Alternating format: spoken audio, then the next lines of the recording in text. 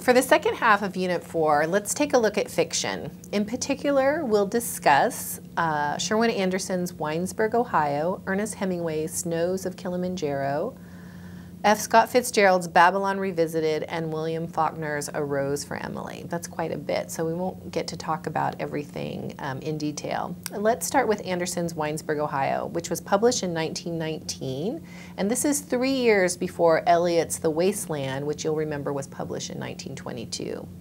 Like the Spoon River anthology, Winesburg, Ohio can be described as a link between realism and modernism. We see elements that could easily be described as local color. Anderson gives us details about individuals living in a particular place, with habits and manners of speaking peculiar to the small town environment. Naturalism also makes an appearance. Wing, Elizabeth, and Helen are products of their environments, and like the Spoon River characters, they seem trapped by those environments.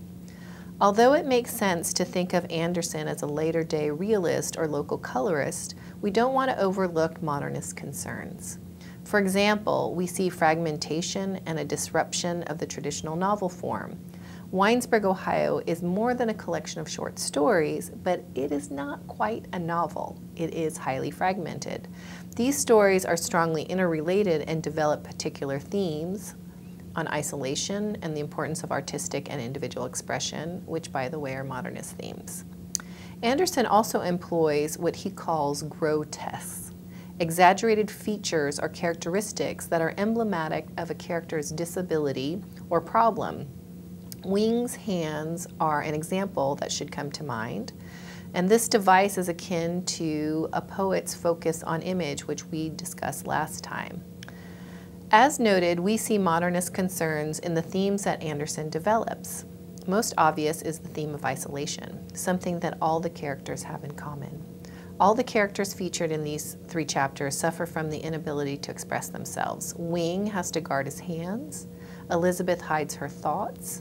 Alice, after a brief moment of exuberant freedom, has to constrain herself. All of these characters are also misunderstood, and they all misunderstand themselves. They each have a secret desire that they will not allow to grow, and in some instances, they don't even acknowledge that they have a secret. This isolation is also reflected in the form. We have a series of short vignettes that are separated. They are not integrated into a whole.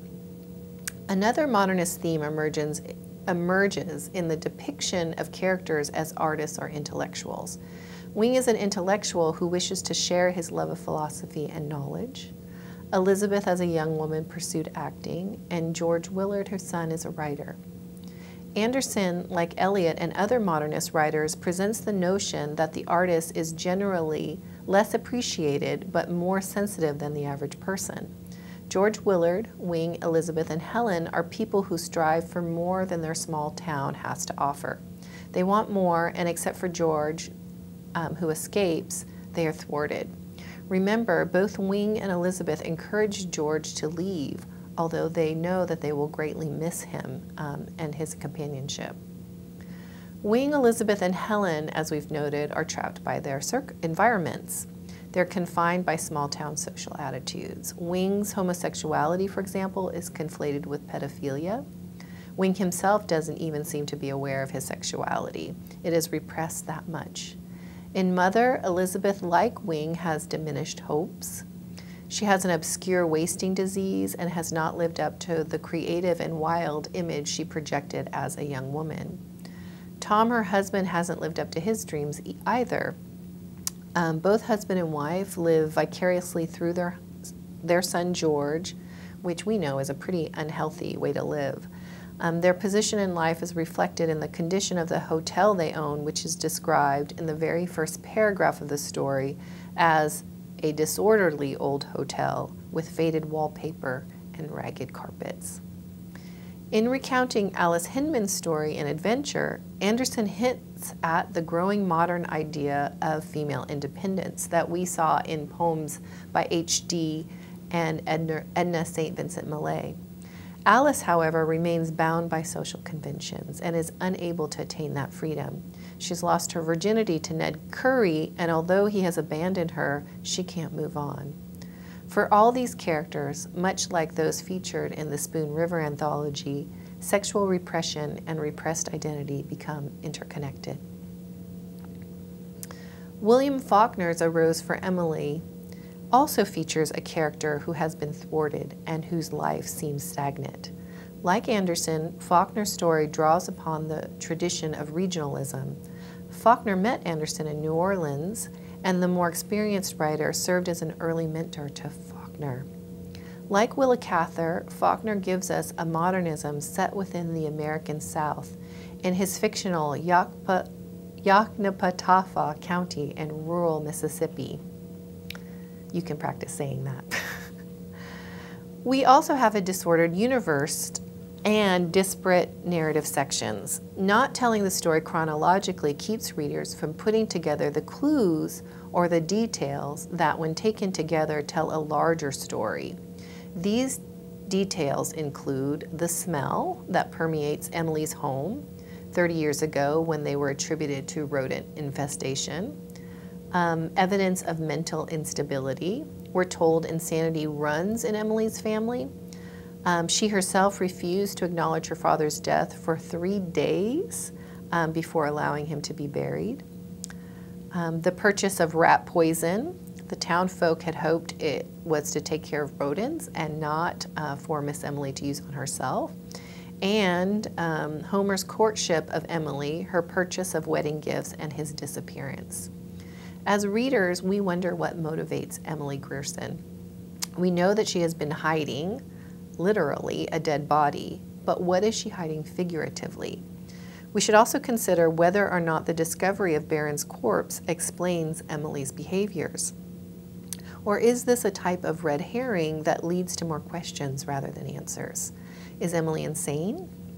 Do her actions reflect the community she was raised in? To understand Emily, we need to consider her depiction. Emily is described as a fallen monument. She has a tradition, a duty, and a care, a hereditary obligation upon the town. She's also described as an idol.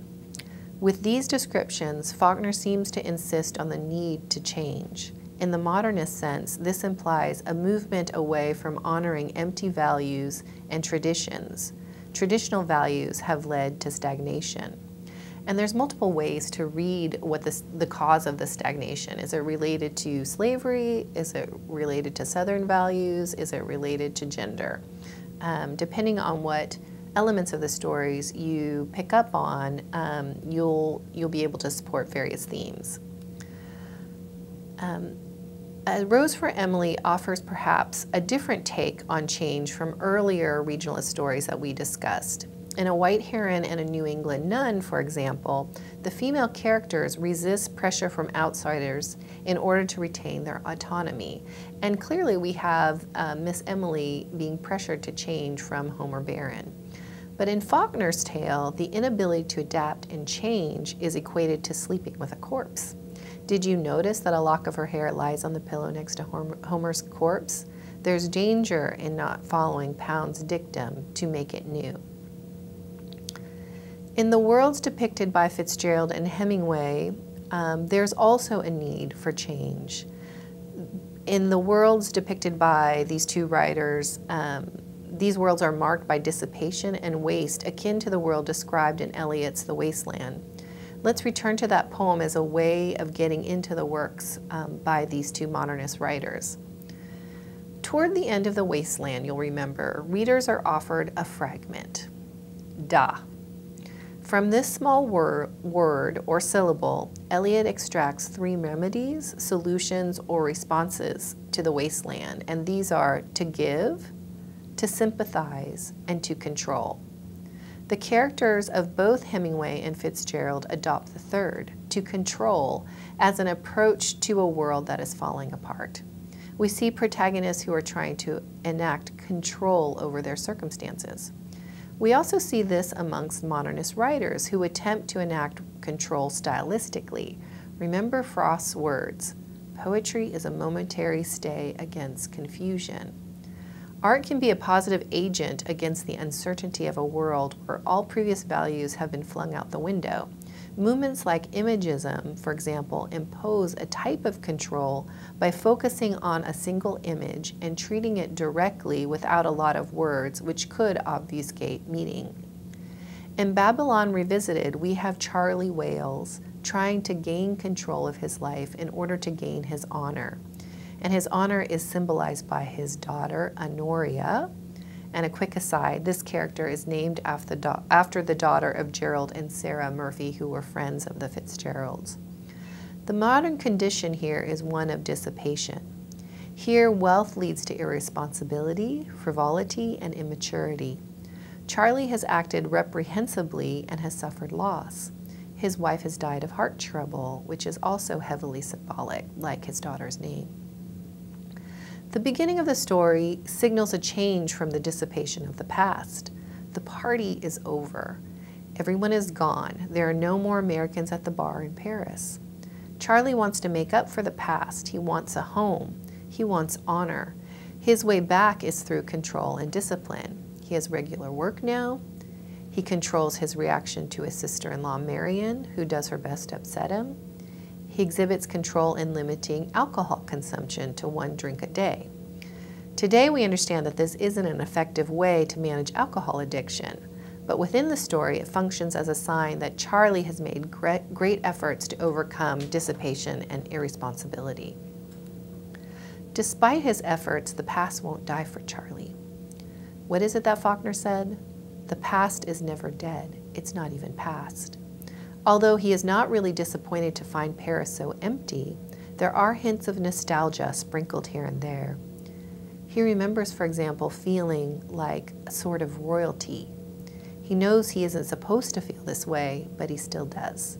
Fitzgerald is honest about the appeal of a lavish lifestyle, but his characters still try to resist it. The past comes back to haunt Charlie in the form of Duncan Schaefer and Lorraine Quarles, old drinking partners. He does refuse to give them his hotel address, but at the beginning of the story, if you remember, he had carelessly given his address to the barman who had given it to them. So in a sense, it is his fault that they show up drunk at Marion and Lincoln's. At Marion and Lincoln's, just when he is trying to show them that he has changed and just when he is trying to get custody of his daughter again. Charlie Wales still needs to grow up. While he understands this, we still feel compassion for him. He is typical of Fitzgerald heroes, an individual on the edge of a glamorous life, looking at it with these conflicting emotions, suffering from and in an odd way delighting in his exile. Before we continue to Hemingway, I want to take a moment to call out the sexism in these stories. Women are often figured as the cause, or at least the key feature of what has gone wrong in the world. Or at least women seem unable to resist the negative forces of modernity, and it is up to the men to do it. We saw this tendency in T.S. Eliot earlier. I don't bring this up to suggest that these writers are not worth reading. They are very important, but as we examine the aesthetic development of American literature in positive terms, let's be mindful not to repeat this era's sexism. There's a mention of Fitzgerald in Hemingway's Snows of Kilimanjaro. He's called Julian. Hemingway writes, "When he found out that the rich were not different, it wrecked him." He means that discovering the falsity of his beliefs destroys him. And this is something that Hemingway writes about in relation to Fitzgerald in his memoir, Paris is a Movable Feast. Again, we have a world of dissipation. Hemingway uses a more common word to describe this condition. He uses wrecked, and later he'll use the word destroyed. The use of common or contemporary language is something that Hemingway is known for. For Harry, like Charlie Wales, money, riches, comfortable living, and drink have numbed him to reality. Reality, if you'll remember, as depicted in the modernist era, is almost always harsh. It includes war, poverty, and death, which Harry in this story now faces. Death here represents what we have no control over, but we do have control over our responses to death. Harry stands in for the modernist writer. He uses writing to represent and shape a worldview and to delineate what is real and what is important. And when I say real, I mean in quotation marks. What he values emerges in the italicized portions of the stories. And these portions include experiences from the past that he has not yet written down. They are witnessing men dying in battle, his grandfather's loss of his prized guns, his early days as a struggling writer in Paris, a time when he reluctantly turned a young man in for a murder while knowing that he committed the act out of an honorable sense of duty, and the memory of helping a comrade and friend die a dignified death. He hadn't written them down for several reasons. On page 835, we're told that he didn't want to hurt others and had other things to write, although he says they weren't as good. We also learn that he didn't write them down because they were what he most cared about. He didn't want to hurt himself. He remembers these stories at the end to control his fear of dying. The stories are the fragments he uses to shore up his ruin, to borrow words from T.S. Eliot. Notice the intense focus on the concrete to convey larger meaning. The vultures and hyenas in the story indicate approaching death without Hemingway having to tell us overtly that Harry is dying. Hemingway withholds overt meaning in the story's beginning as well. The conversation that opens the story is given without a larger context, creating a sense of unease and confusion, a feature of modernism. It takes a few lines before we're sure that Harry and the woman are talking about his impending death. We have to work to get at this. Hemingway doesn't hand meaning to us on a silver platter. The detail about Kilimanjaro and the leopard in the epigram is similarly ambiguous. As we move on in the story, you'll note that Hemingway's sentences get longer, and he offers more lyrical descriptions, like the one on page 842. Here, Harry describes being in an airplane flown by Compy. And I'm going to read that. Then they began to climb, and they were going to the east, it seemed. And then it darkened, and they were in a storm. The rain so thick it seemed like flying through a waterfall. And then they were out, and Compy turned his head and grinned and pointed, and there, ahead, all he could see, as wide as all the world, great, high, and unbelievably white in the sun, was the square top of Kilimanjaro. And then he knew that there was where he was going. The last paragraph reveals that this scene is only a vision, but it is one that offers a respite from the grisly scene of death. Like the white leopard in the epigram, Harry is going to the house of God. This is Harry's momentary stay against confusion. And that finishes up this unit of literary modernism. Thank you.